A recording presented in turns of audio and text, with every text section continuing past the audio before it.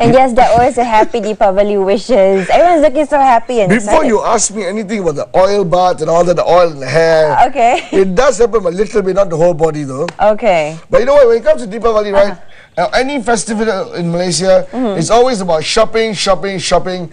And for the past 10 years or so, there's this organization that has actually come together to bring all the vendors in Malaysia and outside Malaysia to come and pot in one place and make it a one-stop center, which means you don't have to drive around town looking for different items. Park your car, go to this one place, from the start to the end you can get everything and you're done and you go home. And of course, it's just not, basically this carnival doesn't just display locally made products and stuff. It's been all the international stuff from every other countries that you can think of are brought here in this very one event. Nepal, Pakistan, India. Yeah, so it's something very special, it's very unique. And we're going to talk more about it, but with that, we're going to introduce you. Our guest today is going to talk more, and his name goes by Mr. Jagaro Simancha, but he prefers to be called as Jag. Jag. Jag, welcome to the studio. Welcome. How are you?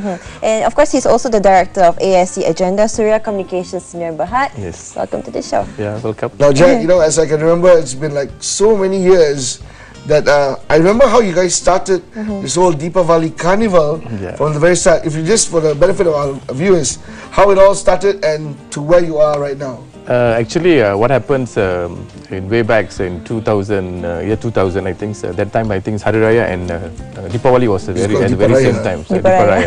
So I think most of the Malaysians that during that point of time, I think they are patronizing Masjid India. So what happened during the double celebrations, I think the mood or festivity of the whole Deepavali was going off.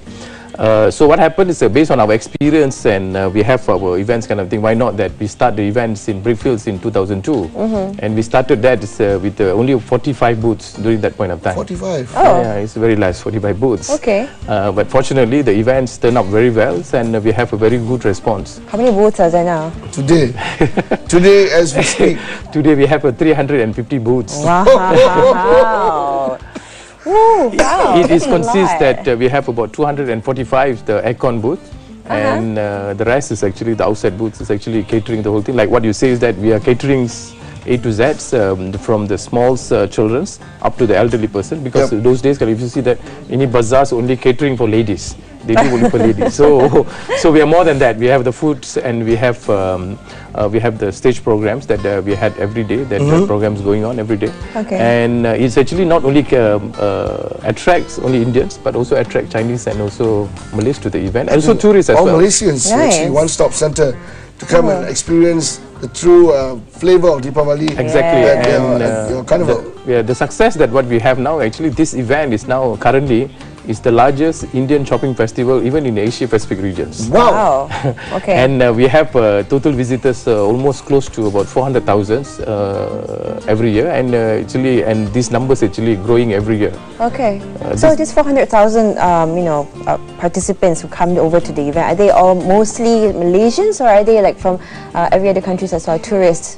Initially, actually, what happens, our events actually very predominantly focus only on Indians. But so over the years, what happened, because our strong marketing in non-Indians marketing channels, including in the Facebook, we're able to attract Malays and Chinese, which is almost about 30%. Wow. And you know, though now you know that Malays, always the Malays have a very good, what is that? I'm saying that marketing. No. They have a very good backgrounds of the culture with the Indians. Yes. And only the thing they couldn't get this kind of products available anywhere. Yes. So what happened is this product, when they come from India, you see they have about 33 states. What been available on the street, on the shops in Malaysia is actually only from 2 to 3 states in Malaysia. This is from Tamil Nadu, from Kerala and Andhra Pradesh. That's it. And now you have brought in how many states? Almost about, out of 33, we almost bring about 16 states, which is including Gujarat, Rajasthan, Orissa. That's North India. Correct, Uttar Pradesh. And this is products not only available to the consumer, but also we are trying to make how the small, medium businessman can take these opportunities during the particular event. They do a business mesh, and after the event, they can take the product and sell it. And our aim is actually to become Malaysia to become a hub for the Indian products and services for the Southeast Asia. So you're looking at about 600 million market visitors. From your experience, this is the 12th edition of your Deepavali Bazaar. How have the local Malaysian entrepreneurs picked themselves up and reinvented themselves from the time they started doing business? It's, you see, the thing is actually what happened.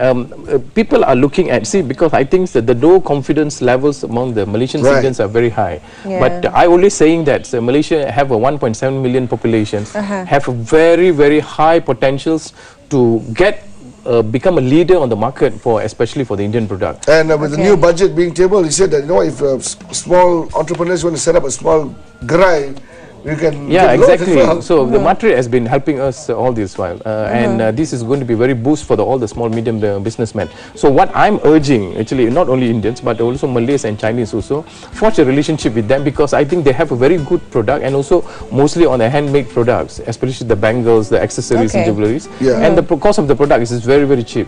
And I think if we become a hub, because nowadays everybody are looking for Singapore, but if we can replace Singapore as the biggest one, now this event itself already replaced Singapore and Melbourne as the biggest. Why don't that even for the service? I don't know. I'm talking very ambitious on this. No. You're not. It's always good to dream. Okay, to have a dream and turning it into reality is absolutely brilliant. I think it's great that we can open the eyes of Malaysians and say, you know what, there's a hub right here. I think we can get everything on this one place. Like Sophia, absolutely beautiful. I love to see that one day that Malaysia, that when we are having the event in Malaysia, that all Indians throughout the world, that they are coming to Malaysia that to look forward for the event. So it's not only benefit for Malaysia on tourism receipts, and everything will benefit. So I hope that this the economy will grow as well. Economy will grow as well. So many people will benefit. So this is the one actually what we are looking forward on that. So well, Jack, you know what, we're talking to you, and exactly what, in 2 days we're going to be celebrating Deepavali. That's right. Have you been to any of the carnivals, the one they used to have in Brickfields? Lately you guys have moved to the car park in the Bukit Jalil Stadium, right? Correct. Now, I've been religiously every year because I'm going to bring my mom. But I always make it a point to go on the eve. Okay. That is a brilliant pyrotechnics, fireworks display. Wow. Now, so what do you have in store for this year's finale? See what happened due to the weather. Problems this year. Actually, we have planned. But because of the weather forecast was very unfortunate this year, we couldn't have it this year. Well, we had it last year. So, but anyway, what happened is actually we are having a stage program, which is a high international standards stage program, where we have the LED screen at the back. It's exactly like how you're seeing that the Bollywood's concerts, all kind of thing. This has been presented by us, and every day we've been receiving a lot of good response, not only from, I say, talking about the Indians, but also from the Malays, Chinese, and also the tourists. Okay. Is this open for the public, or like maybe to watch the performances? Do they need to pay? No. Everything is free. Everything is free, and everything been presented to Malaysians. Actually, our aims also, you see, even though we are living in a multiracial countries, I think this is the best platforms that how actually can we promote the cultures to the other races as well, even for Indians, because like Indians we have Tamil, they have Telugus, they got Malayalis, they got Gujaratis, they got Punjabis. So some of them also they doesn't know their cultures as well. So we're trying to see that how actually this particular programs can give a very clear exposure what actually these other races, other dialects of people, how they do things, how they dance, how the kind of things. So well, just before you all wrap up this year's carnival, how has it been so far? The response right now you speak in terms of vendors, and the number one question is security. Exactly. And because you expect a whole lot of people coming into one place, the question is security.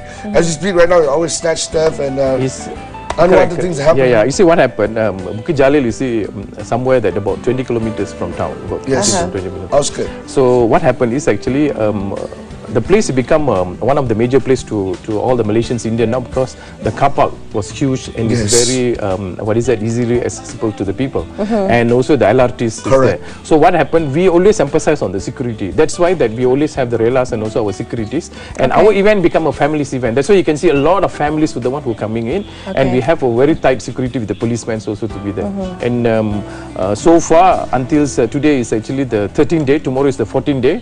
We already reached more than almost about 400,000 people. And last night was amazing. We're almost closing the whole carnival almost about 12 o'clock. And today I think it's going to be the 2 days more to the Deepavali. We'll expect to get more. And I hope that this particular trends will continue. I hope that this will give a very good tourism receipt in the countries in the near future. Well, having you yourself said it's being the biggest in Asia Pacific. In Asia Pacific, correct. Wow. Alright, Jack, before we let you go, maybe you can just tell the audience out there, our viewers who are watching this, why must they not miss the carnival this year? I think the most important thing, I think the whole carnival is actually give you a one-stop center. In this stop center, you will have from the saris, from the textile, from the handicraft, all kind of things, even the accessories and everything. So when you go, you definitely will be amazed. The first thing is the products that you see, how that Shah Rukh Khan's, Priyanka Chopra, Katrina, all the things what you see on the TV, all these things available there, and the price is very, very affordable.